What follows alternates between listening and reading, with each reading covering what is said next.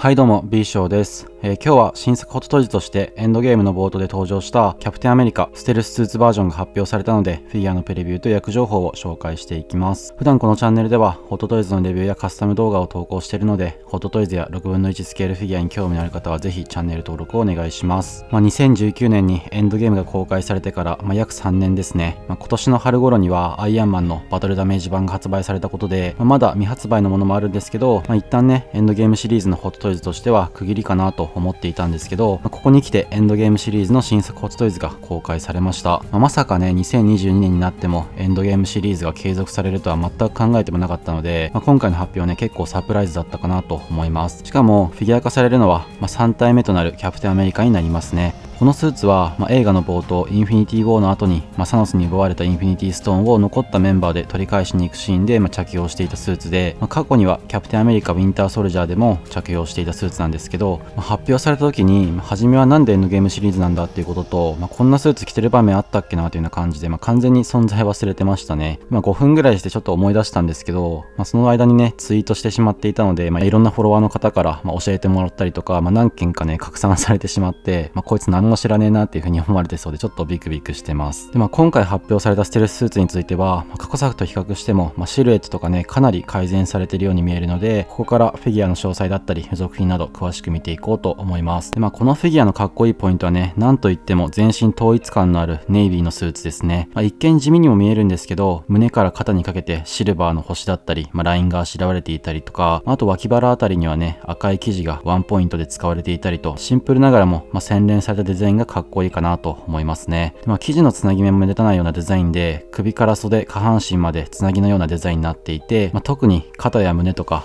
あとお腹周りもシームレスなスーツになっているので、シルエットがとても綺麗に見えますし、そういったところはねとてもかっこいいポイントだと思います。あと左肩には青い星条旗がついていたりとか、右肩にもシールドのシンボルマークがあるんですよね。シールドについては、エージェント・オブ・シールドはね、年に1回くらいはシーズン7まで、全部見返したりするくらいには好きなので、こういったスーツの一部にシールドのマークを見るとね、また MCU にシールドのメンバーとか登場してほしいなと思っちゃいますね。ただこのスーツの懸念点としては、可動域がどれくらい動くか、ちょっと気になりました。エンドゲームの最終決戦版のキャプテンアメリカもそうだったんですけど、このスーツの素材と作り的におそらく可動域的にはね狭いと思います。というのも以前投稿した可動域を広げる動画を見てくれた人はわかるかもしれないんですけど、素体とスーツの間にボリュームを出すためのスポンジ衣装が着せられてるんですよね。このフィギュアも雰囲気的にそれと同じ構造に見えますし、写真を見ても座長はかっこよく決まってる割には、動きのあるポーズはちょっと微妙かなっていう風な印象を受けたりもするので、可動域についてはねちょっと狭いのかなというような点は少し心配なポイントです。ヘッドについては素顔ヘッドと強化ヘルメットをかぶった状態の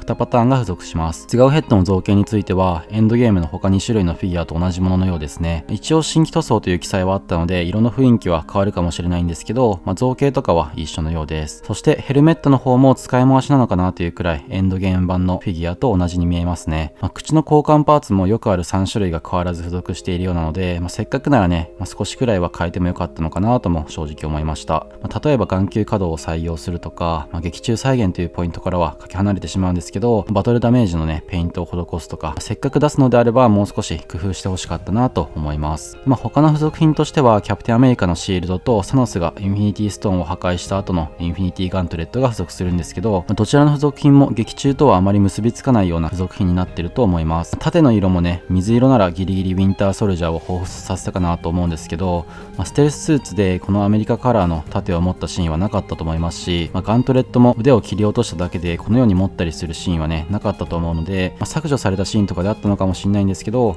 今回は割と創作的な付属品になっているのかなと思います。ガントレットの中にもねサノスの肘から先がついているとかなら、リアルで良かったかなとも思ったんですけど、ただボロボロになったガントレットに見えるので、今までになかったような付属品という点は嬉しいんですけど、個人的にはちょっと微妙な気がしました。他にはおなじみのペギーの写真が入ったコンパスも付属するようですね。台座はシンプルなデザインなんですけど、スーツの色と合いそうですし、中心の星マークもね、かっこいいですね。で、エンドゲームのロゴもプリントされている点も懐かしいというか、個人的にはホットトイズコレクションを始めたのがこのエンドゲームシリーズぐらいからだったので、当時を思い出すデザインでね、ちょっと懐かしいなと思いました。そして価格と発売時期についてはまだ国内サイトでも予約開始されていないので、国内情報は更新あり次第概要欄に予約ページの URL 記載しておくのと、コメント欄にもね、価格とか記載しておきます。で、前回動画でアイアンマン Mark 46のプレビューでも話した通り、今回発表されたホットトイズについては一部店舗のみでの発売という記載を見ると、もしかするとね、このキャプテンアメリカについても国内ではトイサピエンスのような正規取扱店のみでの発売となるかもしれないので、気になる方はね、サイトのチェックこまめにした方がいいかなと思います。ただ現在海外サイトのトイズワンダーランドでは取り扱いが開始されていたので、アイアンマンの情報も合わせて紹介します。まず前回動画でも紹介したアイアンマン Mark 46についてはびっくりしたんですけど、価格はなんと約9万3000円、発売時期は2022年の8月末なので、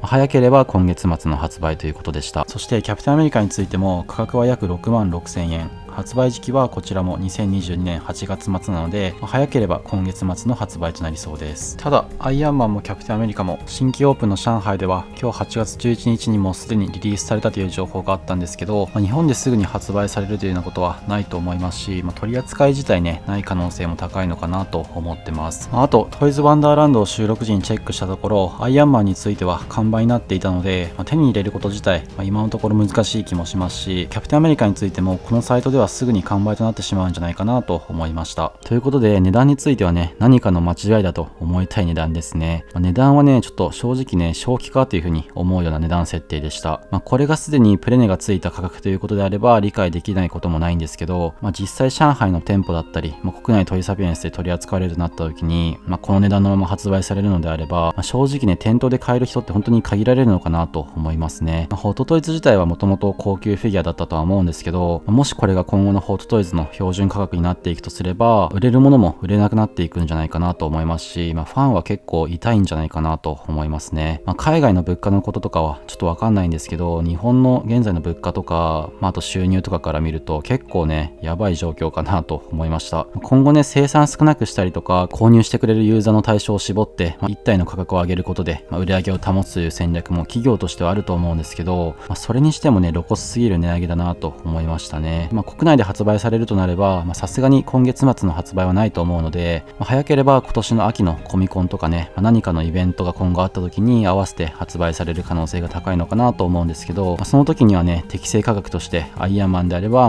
高くても6万円弱、キャプテンアメリカであれば4万円から4万5千円くらいで取引されれば嬉しいかなと思います。もしくはこのトイズワンダーランドの情報が何かの間違いであることをね、本当に信じたいですね。そして予約について、買う買わないについては、とりあえずこのフィギュアも予約することはないかなと思ってます。キャプテンアメリカに関しては、僕が今のところ所持しているのはエンドゲーム版のみですし、一味違ってキャプテンアメリカのコレクションといったことで欲しいとは本当に思うんですけど、値段的にもね、6万5千円となると普通にちょっと手が出せないかなと思っちゃいますね。ステルススーツ自体とてもかっこいいですし、せっかくの再販なので、もし適正価格で発売されるのであれば、発売後になったとしてもいつかはぜひ手に入れたいフィギュアかなとは思うんですけど、すぐにはね、買うことはないかなと思います。メルカリとかで出たタイミングでどのくらい値段が下がるかとかも、最近のホットトイズでは皆さん気にするところだと思うので、もしね、すぐに発売されるのであれば、そこら辺もチェックする必要があるかなという感じですね。で、このキャプテンアメリカに限らず、アイアンマンもね、もし買える人は買ってもらって、感想とかね、写真共有してほしいなと思います。ということで今日は新作ホットトイズエンドゲーム版のキャプテンアメリカステルススーツバージョンについてフィギュアの詳細を紹介しました。公開から3年が経った今になっても、エンドゲームシリーズのホットトイズが出たということで、